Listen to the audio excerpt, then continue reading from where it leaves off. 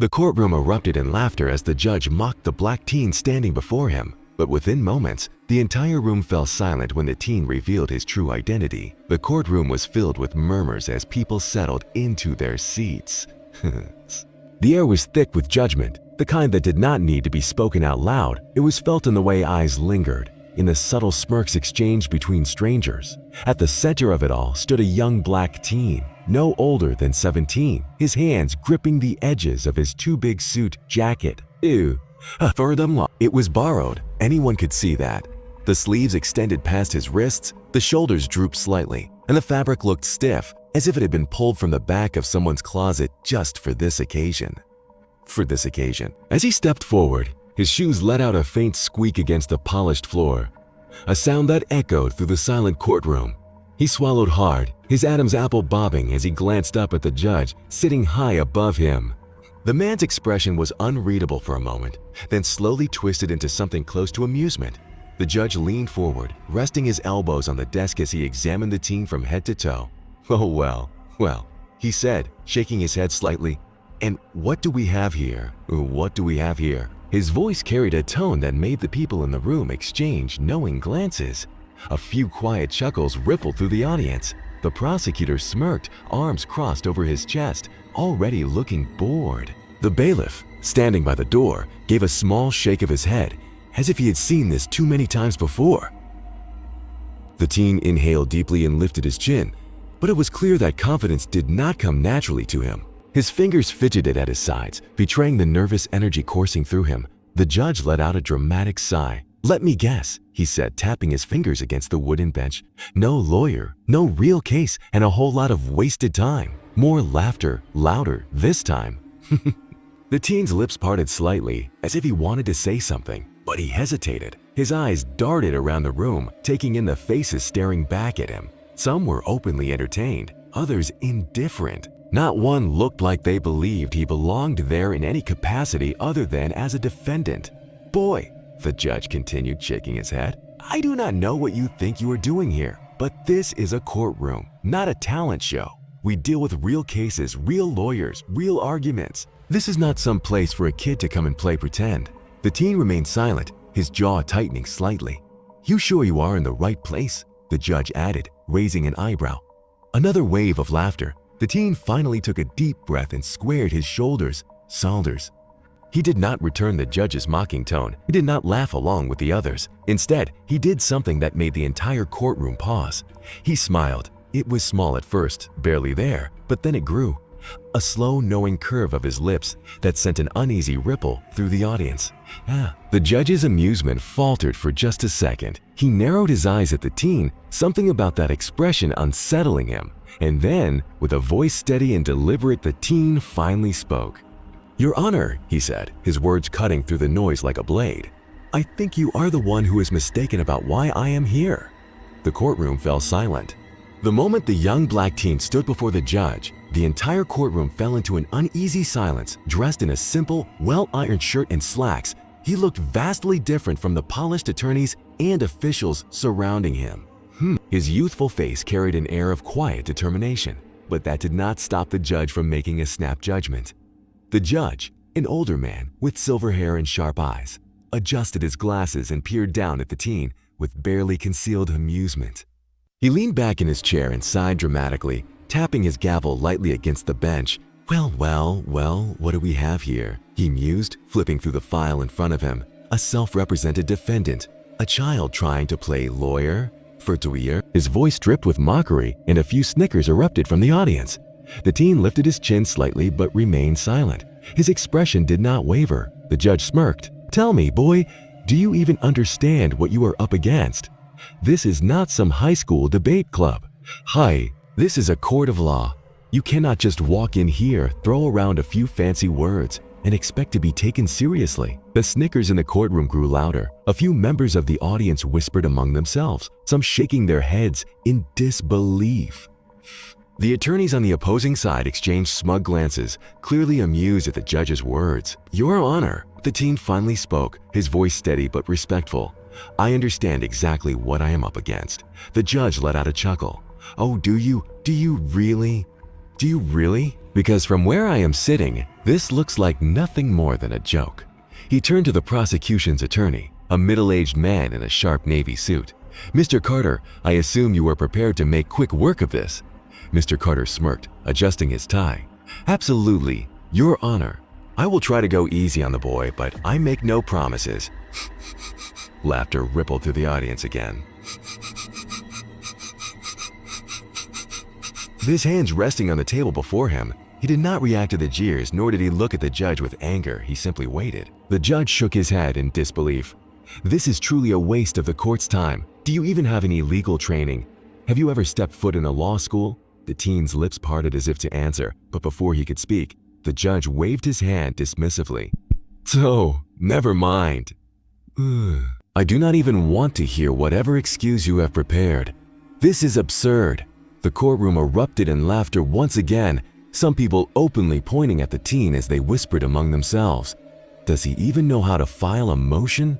Someone scoffed. "I bet he cannot even pronounce half the legal terms," another voice muttered. Even the stenographer, usually neutral, struggled to hide her amused expression as she typed away. The judge leaned forward, a mocking grin on his face. "I will tell you what, son. Since you are so determined to make a fool of yourself, I will give you one opportunity. Why do you not enlighten us? Tell me, why should I not throw this case out right now and save us all the embarrassment?" The courtroom fell silent again, all eyes turning to the young teen. For the first time, he smiled, not nervously, not in fear, but with the quiet confidence of someone who knew exactly what he was doing. And in that moment, the atmosphere in the courtroom began to shift, though no one realized it yet. The courtroom, still buzzing with laughter from the judge's mockery, fell silent as the teen lifted his chin. His expression did not match the humiliation that had been thrown at him. It was steady, unreadable. For a moment, Judge Whitmore narrowed his eyes, confused by the sudden change in the boy's demeanor. Then, with a calm, measured voice, the teen spoke. "Your Honor, before we proceed any further, I would like to invoke my right to self-representation." A ripple of whispers spread through the courtroom. The laughter that had filled the room just moments ago was gone, replaced by murmurs of disbelief. The judge blinked, then scoffed. "You, representing yourself?" He leaned forward, a smirk tugging at the corners of his lips. "Usan, do you even know what that means?" The teen remained unfazed. "Yes, Your Honor. It means I have the legal right to act as my own attorney." The room went dead silent. Even the prosecutor, who had been flipping through his case file with little concern, finally looked up. Judge Whitmore let out a dry chuckle. "Well, this is a first," he muttered under his breath before raising his voice. "And what makes you think you are qualified to do that?" The teen exhaled slowly, then reached into his pocket and pulled out a neatly folded piece of paper. With steady hands, he unfolded it and held it up for everyone to see. The courtroom gasped. It was a bar admission certificate, a document that only licensed attorneys received. Judge Whitmore's smirk vanished. The prosecutor's face drained of color. Reporters in the back of the room scrambled to take notes. The teen's voice was calm but firm. "I am not just a defendant, Your Honor. I am a licensed attorney." A wave of shock crashed over the room. Gasps, whispers, and stunned expressions spread like wildfire. The judge sat back in his chair, his mouth slightly open. How is this possible?" he muttered. The teen stepped forward confidently. "I passed the bar exam at 16. I studied law while most kids my age were in high school. I have been working behind the scenes on legal cases for years. Today, I will be defending myself, and I will prove my innocence." The entire courtroom was frozen in disbelief. The same people who had laughed at him moments ago were now staring at him as if he had just rewritten reality. Judge Whitmore shifted uncomfortably. He had underestimated the boy. And now, the real battle was about to begin. The courtroom that had once echoed with laughter now sat in stunned silence. The judge, who had been so sure of himself just moments ago, felt a creeping discomfort settle over him. His smirk had disappeared, replaced by an expression of uncertainty. He cleared his throat, gripping the gavel a little tighter. "Mr. Carter," he said, addressing the teen in a far more measured tone than before. "You claim to be a licensed attorney, but surely this must be a misunderstanding." The teen, standing tall, met the judge's gaze without hesitation. "There is no misunderstanding, Your Honor." He stepped forward, unfolding a second document. "This is my official certification. You are welcome to verify it with the State Bar Association." A court clerk hesitantly took the document and rushed it over to the judge. How? As soon as Judge Whitmore's eyes scanned the paper, his heart sank. His fingers trembled slightly as he read over the undeniable proof. The stamp, the signature, everything was legitimate. The audience, once filled with smug expressions, was now shifting uncomfortably. The prosecutor, who had been so sure of an easy win, looked like he had seen a ghost. The judge's throat went dry. He had mocked this teen, dismissed him as a clueless troublemaker, and turned the entire courtroom against him, only to realize that he had insulted a legal mind sharper than most of the lawyers in the room. His mistake was not just humiliating, it was irreversible. A heavy silence falls. Judge Whitmore leaned back, trying to regain control of the situation. "Well," he said, his voice noticeably quieter, "this is highly unusual." He could feel the eyes of the jury, the audience, even the court reporters, all staring at him, waiting for his next move. The power dynamic had shifted. He was no longer the figure in control. The teen, seeing the hesitation in the judge's expression, pressed forward. "Your Honor," he said, "before this trial proceeds, I believe I am owed an apology." Gasps rippled through the crowd. An apology? From a judge? From a judge? Judge Whitmore's face turned red. His entire career, he had prided himself on authority, on never backing down.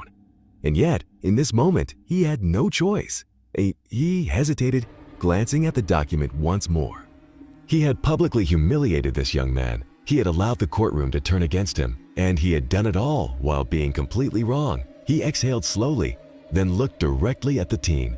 "Ooh, Mr. Carter," he said, his voice steady but humbled, "I was wrong to judge you before knowing the full story.